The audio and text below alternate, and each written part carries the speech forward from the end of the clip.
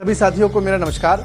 साथियों, आप सभी जानते हैं कि अभी कुछ दिनों पहले चुनाव आयोग ने एक नई प्रक्रिया शुरू की जिसका नाम SIR था, जिसमें चुनाव आयोग का ये कहना था कि वोटर लिस्ट को दोबारा से रिवीजन किया जाए, संशोधन किया जाए। और इस प्रक्रिया के तहत उन्होंने काम करना चालू किया 25 जून से, और 25 जुलाई तक इस प्रक्रिया को कंप्लीट करना है। हम लोगों ने लगातार चुनाव आयोग से, दिल्ली के अंदर भी कांग्रेस पार्टी और तमाम इंडिया गठबंधन के घटक दलों ने बातचीत की चुनाव आयोग से, लेकिन चुनाव आयोग हमारी बात को नहीं सुन रहा। अभी पटना के अंदर पिछले दिनों हम लोग चुनाव आयोग से मिले, लेकिन वहां भी हमारी बात नहीं सुनी जा रही है। सवाल यह है कि क्या सच में ये सिर्फ एक तकनीकी प्रक्रिया है या इसके पीछे कोई गहरी साजिश छुपी हुई है।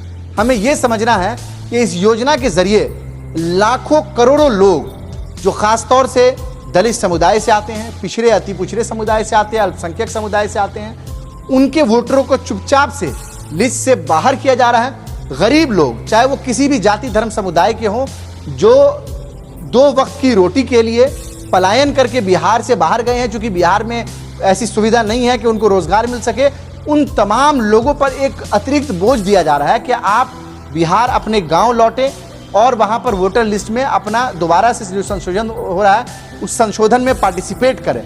और ये कहा जा रहा है कि व्यक्तिगत रूप से आपको मौजूद रहना पड़ेगा। मैं ये पूछना चाहता हूं, जो करोड़ों लोग बिहार के जो पलायन कर गए, जो बाहर हैं, वो किस तरह से आएंगे एक बार में बिहार? क्या ट्रेनों में उनको टिकट मिलेगा, या सरकार कोई ऐसी सुविधा कर रही है, चुनाव आयोग कोई ऐसी सुविधा कर रही हो जिसके जरिए वो ट्रेनों से यहाँ पर आकर फिजिकल वेरिफिकेशन कर लें? और मान लिया जाए कि वो आने की तैयारी कर रहे हैं, तो कैसे आएंगे? वो तो 500,000 रुपए दहाड़ी कमा रहे हैं, उसमें वो टिकट कहाँ से खरीदेंगे?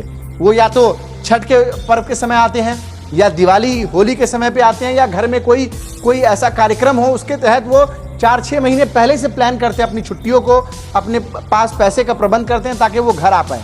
इस प्रक्रिया के अंदर जो बूढ़े लोग हैं, जब कोई बूढ़ी माँ वोट डालने जाएगी तो उसे ये मालूम चलेगा वोटिंग के दिन कि उसका नाम वोटर लिस्ट में नहीं है। जब कोई भी नौजवान, कोई पिछड़ा अति पिछड़ा दलित नौजवान जाएगा वोट डालने, तो वोटिंग के दिन उसको मालूम चलेगा उसके पूरे टोले का ही वोट गायब हो गया।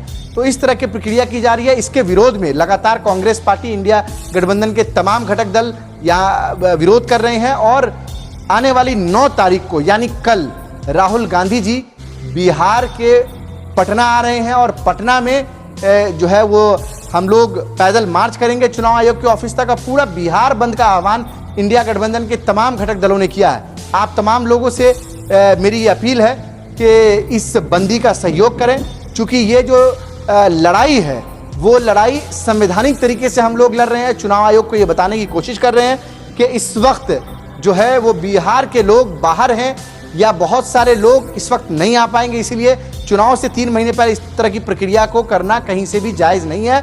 मैं आप लोगों से अपील करता हूं कि 9 तारीख को पटना के अंदर और पूरे बिहार के अंदर, हर जिले, हर प्रखंड पे हम लोग बिहार बंद का ऐलान कर चुके हैं। तो पटना जो लोग साथी पहुंच सकते हैं वो पटना पहुंच के राहुल गांधी जी, तेजस्वी यादव जी के हाथों को मजबूत करें। आप सब लोग सड़क पर आइए, आवाज उठाइए और इस गैर संवैधानिक रवैये को डट कर इसका विरोध कीजिए, क्योंकि ये लड़ाई सिर्फ वोट की नहीं है, ये लड़ाई हमारे और आपके अस्तित्व की लड़ाई है। ये लड़ाई संविधान को बचाने की लड़ाई है साथियों। बहुत धन्यवाद। चैनल को like, comment, share and subscribe जरूर।